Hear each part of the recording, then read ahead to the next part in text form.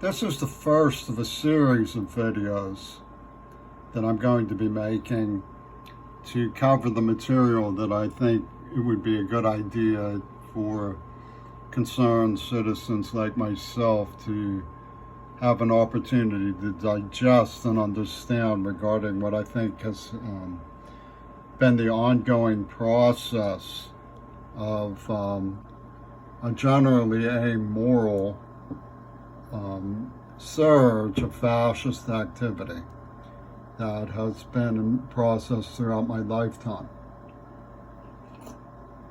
Research on fascist activity in America is always very interesting reading. But I wanted the issues that I raise and discuss to be up to date. I think in order to do that, I'm going to have to cover a lot of material, and all I have is my iPhone. So as a result of this limitation, I'm going to have to, stop every once in a while and go through the long process of uploading a video and starting again. So this is going to be a series of videos. But I want to take it reasonably slowly so that you can follow the material and understand what I think has happened. It's not very charming. I sometimes wonder, I'm from Pittsburgh and I'm living in Tacoma, Washington. If the people I left behind in Pittsburgh believe themselves about what they say about what happened. One of the things we'll discover is that there was an intellectual following of what they extracted from my points of view, wondering about what was going on, because their goal was to build a prison whereby liberal generosity was turned into slavery in the service of their new fascist empire, their very amoral regime in that respect. And I come from a background that's rather interesting. I'll show you some of my forebears. This is a photograph of me, but my father's there. You can see my father. He was on the ship in the U.S. Navy with George Bush. He was a lieutenant in World War II. And this is my grandfather's retirement party from the St. Louis Post-Dispatch. These are some totem poles that my nephew made. His father was a questionable person in this case, was Blackfoot Sioux. I've been told the Blackfoot Sioux don't usually make totem poles, but as you can see, he's an artist down in West Virginia. Now, when you look at the situation with what they did to me, there is a overdub that comes from Pittsburgh's pseudo streetwise hardcore that I refused to resist as a child, which is the reason why I was beaten up so severely. They even claim I wasn't beaten up so severely. How they get that to work? And they say I didn't report it to the police when I did. I reported it to the principal, and so therefore I'm a snitch. And they can't get their lies straight. I was arrested for defiant trespass for complying with the decision by the pit security that I should cancel an appointment. I showed up to cancel the appointment. They said, don't bother anybody else. They arrested me for trespassing. And one of the monsters who helped engineer this socially, Tracy Chapman, sings it does no good to call the police. That's what they're selling, that it won't do any good to call the police. I've talked to distraction about these issues with people, and they refuse. I'm not the one who refuses to resist, but they have a term of endearment. They follow secret terms, and the secret terms of their endearment idea is that I get freedom of speech before I die, and I trade everything else. And they've done some horrible things to me as part of the secret terms deal, which I never heard a person automatically enters into. Do they believe themselves? I wonder. They have this issue going that I was going up to Mount Desert Island to investigate undercover and sleeping with their agents undercover to find out what was going on and prove that there was an AIDS testing board game that predated appearance of the virus. They were saying it was like Socrates, he should die by AIDS now. This was the University of Pittsburgh and the University of Washington saying that they were going to experiment on a deaf library clerk with viruses and say that this was like an intellectual activity that they could justify. And they were doing it on behalf of the people who started AIDS. And now here we have, and my concept, they said it came from my own subconscious mind. But if you look at my poem about it, my poem was called Raft of the Medusa, not Plato's Republic. So you have the, secret terms, impinged is one of their favorite words. And how does, let's be clear, waging war and keeping the peace and making sure that there's no resistance takes a good deal of cunning.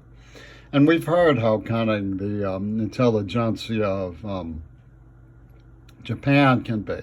And Yoko Ono pushed her way in charge of these matters with a sort of God bless Captain Bligh arrangement from all of the gays, God bless John and Yoko, Well, the thing is that John and Yoko were following impresario production of Where Did He Go? Hitler's disappearance, Higo story, H-I-G-O, Higo, where did he go? In a contraption of government that actually managed to get IGO hacked into my name Crary for the first name Craigery of a lottery winner who was murdered by 7 men. So, they're building a contraption of drama school representation of ideas. And they have the capability to pull these moves. And you wonder,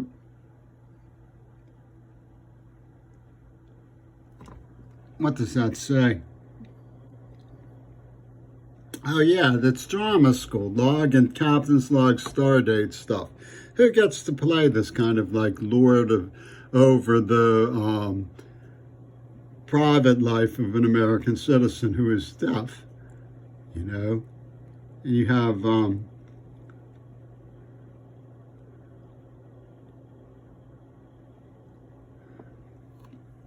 I don't think that's in order. I'll have to get back to that, but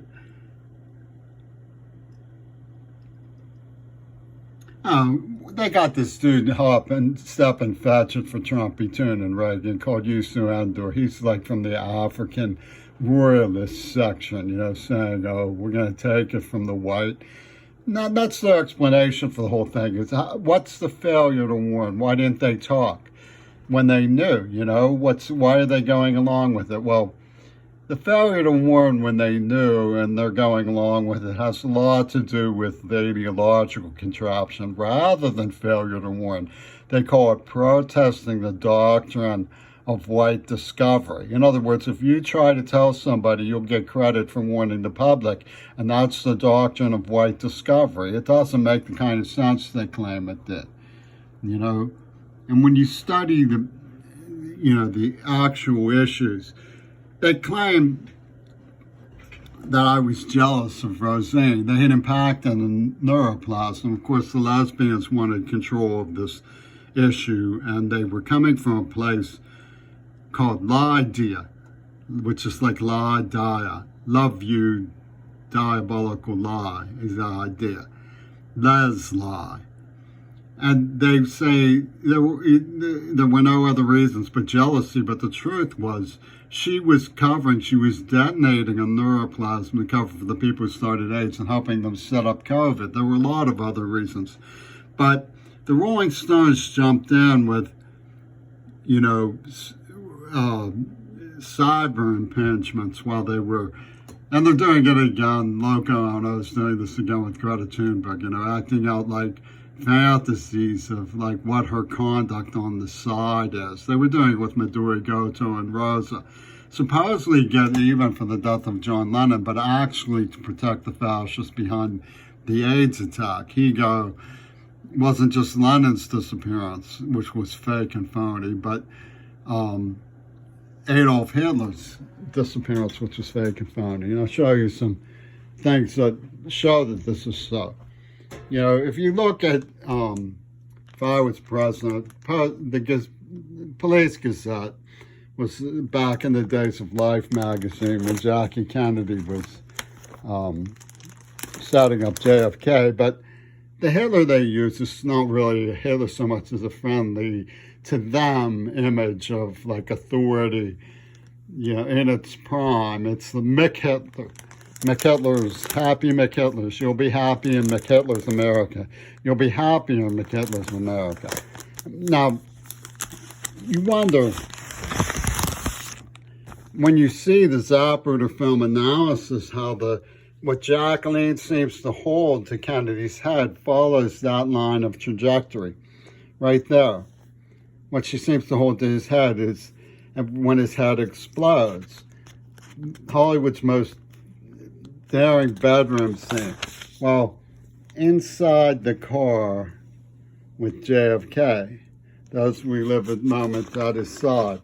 This whole magazine is full of indications that what you see is something they knew about what happened, which was that Jacqueline was in there with a loaded weapon. So it wasn't just the Hitler escape and that there was a fake story about Paul McCartney dying, but they killed JFK.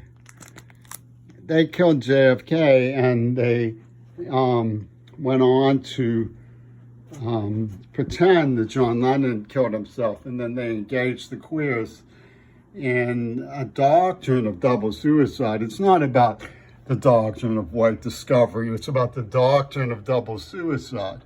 So that's the first section of this tape. I'm going to sign off and upload it, and then we'll get to part 2. If this interests you, please come back and continue.